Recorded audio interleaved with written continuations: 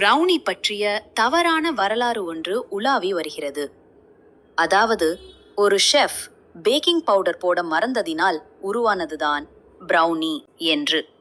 இந்த urban myth பல இடங்களில் ஒரிஜினல் பிரவுனி மிஸ்டேக் கதை மாதிரி சொல்லப்படுகிறது. 1893 நடந்த ஷிகாகோ வேர்ல்ட் ஃபேருக்கு முன்னதாக பெர்தா பால்மர் என்பவர் தனது கணவர் பாட்டர் பால்மர் நடத்தி கொண்டிருந்த பால்மர் ஹவுஸ் ஹோட்டலில் ஒரு சிறப்பு டெசர்ட் தயாரிக்கச் சொன்னார்.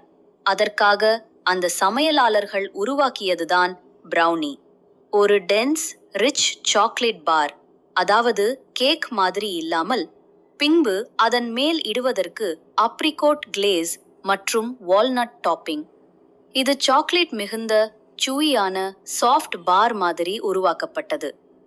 இந்த ஒரிஜினல் பிரவுனி ஷிகாகோவில் உள்ள பால்மர் ஹவுஸ் ஹோட்டலில் இன்றும் செய்யப்படுகிறது.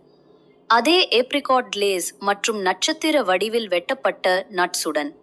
அப்ரிகாட் கிளேஸ் இதற்கு ஒரு சிறப்பு டேங்கி ஸ்வீட் ஃபினிஷ் கொடுக்கும். சாக்லேட்க்கு எதிராக ஒரு சிறிய ஃப்ரூட்டி கான்ட்ராஸ்டாக இருக்கும்.